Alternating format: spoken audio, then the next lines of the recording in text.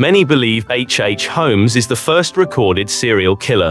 He probably killed 27 to 200 people. His crimes took place in the late 19th century in his murder castle. In reality, he is the first recorded American series murderer. The French nobleman Gilles de Rais murdered more than 140 children. And that was almost 400 years before Holmes. But was he the first one ever?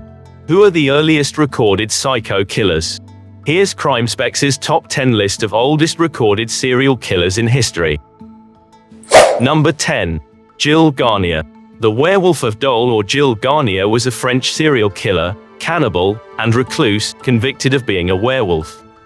Garnier lived and operated on the outskirts of the city Dole in France. If you're a true crime nerd like us, you know that these sadistic murderers often act when something goes out of their control or family issues. Garnier's case is a textbook example of that. The recently married recluse did not know how to support a wife. As a result, he gave in to his inner demons. One night he went outside to hunt. There a specter, or a ghost, asked him to kill children.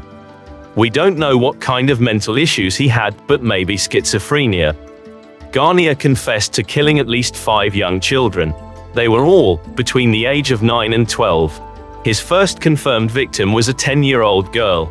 Gilles strangled and cannibalized her. He also took a chunk of her flesh for his wife. His second victim was another girl who lived nearby. Garnier left her body in the field and fled due to incoming onlookers. The girl died after a few days. The next month, in November, Garnier attacked a 10-year-old boy. He ate from his victim's thighs and belly. He tore off the kid's leg for later. He attacked another boy in late 1572.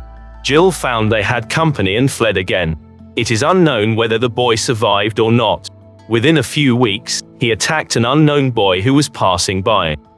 Garnier tore him in half by biting and tearing at his belly. The last known victim of Gilles was a young girl. He ate her flesh and took the leg for his wife. He was found with a dead child by a group of workers passing through his neighborhood. On January 18, 1573, Gilles was found guilty of crimes of lycanthropy and witchcraft and burned at the stake. Number 9. Peter Niers. The Werewolf of Bedburg, or Peter Niers, is the second entrant of this list. This farmer plus cannibal plus bandit allegedly killed between 18 and 544 people. This shit of a human being was born in 1540 in the modern-day Cologne, Germany. As per the records, he dabbled in witchcraft and black magic. During the spree, Niers killed 13 young children, including his own son and daughter Beale Stubb. Niers was also known as Stubb. He ripped 2 of his female victims' wombs to get their unborn children for rituals. Fortunately, some of his young victims survived. The surviving kids were related to a London-based German brewer called Thijs Arten. The brewer took things in his own hand. Finally, after more than 2 decades of killing, he was apprehended in 1589 by the hunting dogs of Thijs Arten. Niers confessed to everything. He was executed on the 31st of October of the same year. Are you proud to call yourself a true crime nerd? Want to know about the cases from the unknown? You're at the right place. Like, subscribe, and share our video. We will be uploading known and unknown cases from all over the world weekly. Number 8. Pierre Berget, Michel Verdun and Philibert Montot. In 1521, 3 men were arrested for murder and torture. One of them, Michel Verdun, claimed to be a werewolf. During Verdun's trial, he named 2 more accomplices, Philibert Montot and Pierre Berget. Berget also claimed to be the same. The trio's legend lives on at Thrillvania Haunted House Park. But were they really that? Let's see. One particular story to prove their guilt was surrounding Verdun. A man came upon a vicious wolf but managed to escape the wolf's attack, severely wounding the beast. The man followed the bloody trail. In the end, the traveler discovered Verdun, bathing a wound by the side of his wife. The man became convinced that Verdun was a werewolf or something in between. The story spread like wildfire, and Verdun was charged with lycanthropy, or the ability to change from human to wolf. Birgit corroborated the account. At the trial, he confirmed Verdun had taken him to a Wiccan or pagan ceremony. There, the group leader applied an ointment on Birgit. The magical chemicals could transform him into a werewolf. Convicted of lycanthropy and murder, all three men were burned at the stake. Verdun's wife was also convicted. Although no proofs of black magic were against her, it is alleged that the trio killed and ate 6 children. Number 7. Gilles de Rais. The monster of Machecoul, the Baron of Rais, the Lord of Brittany, Anjou, and Poitou. All of them are indeed one person, Gilles de Rais. He was born in 1405, in a noble family, in modern-day Western France. The city is situated around 40 kilometers from the northeast of Nantes. Montmorency-Laval was one of the noblest families in France. Born there gave de Rais a spoon-fed childhood. He got married quite early, at the age of 15. Marrying Catherine de Thouars of Brittany, a wealthy heiress, made him even richer. A lot of nobles got nothing to talk about their own achievements. Not our killer here. Our noble killer was a war hero and chief of the army. Let's talk about that. Late 1420s. France was losing to England in the war. In January 1429, a 17-year-old inexperienced lady met King Charles VII. She claimed to be a god sent and requested the king to free France from England. A young 24-years-old nobleman was sent with her. His name was de Rais. And her name, well, Joan of the Arc. Yes, de Rais was a brother in the arm of the great Joan. When de Rais exactly started his spree is unknown, but it was sometime in 1432 the first disappearance was reported. Guillaume Hilaire in Machecoul sent his 12-year-old apprentice on an errand to the gloomy castle. The child was never seen again. Some serial killers need cooling off periods. But de Rais, hell no. Next day, next victim. Jean Roussan reported his son missing. Eyewitnesses saw the child walking with a servant toward the fortress. Maybe your favorite guru or great-grandpa said, it was much better in the old time. But humanity was anything but human in earlier days.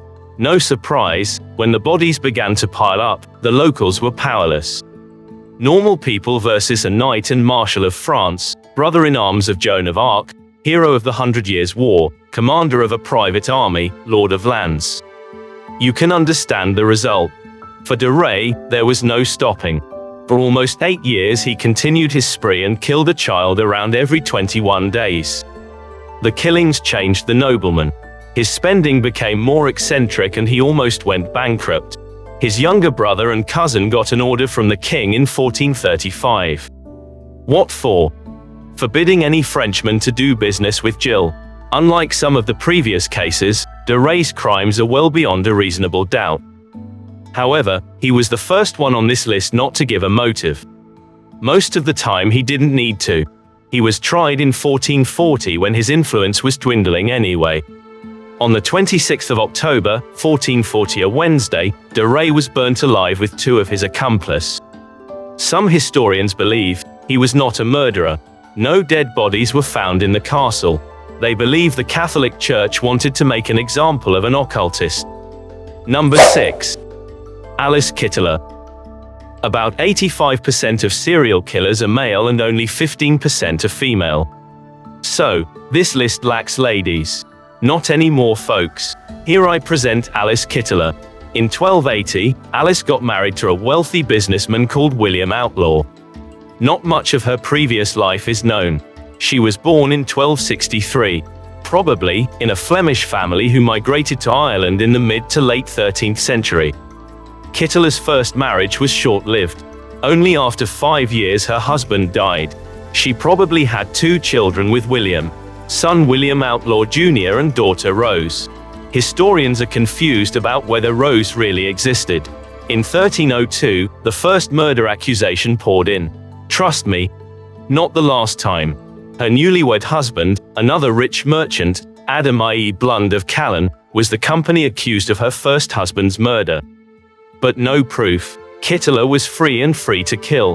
In 1309, Le Blund transferred his properties to Alice's biological son William. It seems like he had no love for his own children. Shortly after, he passed away. Not long after, Kittler married another wealthy man called Richard Duval. People call number 7 lucky.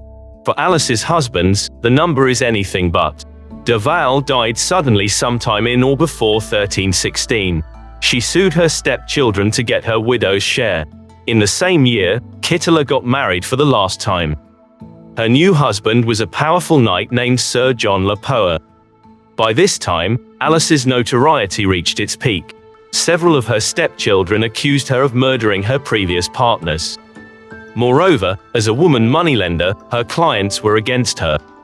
Not only murder but now accusations of witchcraft and sorcery were in the mix. And, at that time, we could get away with murder but not anti-God activities. Le Poer was supportive. He even imprisoned an anti-Kittler bishop called Richard de Ledrede. In 1324, Le Poer fell ill suddenly. He suspected he was being poisoned. Spoiler, it was arsenic. He died soon. As you see in this story, again and again, he transferred everything to Alice and William. One lucky woman. All of her husbands cared more about her son than their own. The knight's sudden demise was the proverbial beginning of the end. Alice's stepchildren from previous marriages along with Richard Ledrede requested an inquisition. Alice with his son soon moved to Dublin, Ireland. There she befriended the king. He turned the lawsuit in Alice's favor. Bishop Ledrede was jailed for 17 days instead. But the bishop was a tough nut to crack. After 3 inquisitions, Alice was found guilty along with his son and 11 other people. The story of Alice Kittler ends here abruptly. After the verdict, she was untraceable. Her son, William Outlaw Jr., confessed to all the crimes. He was given the punishment which was more like probation today, listening to scripture, donating money, and all that. Funny enough, it was actually her servant, Petronilla de Meath, who was punished most. She was flogged and burned to death on the 3rd of November of 1324. Historians believe Alice lived the rest of her life in England under the protection of King Edward III. Some of Alice Kittler's presents can still be found in Ireland. Kittler's Inn is in business till today. The graveyard of her father can still be found. Thanks for watching the first part of the video, guys. The second part will hit next week. If you like true crime, then don't forget to like, share and subscribe.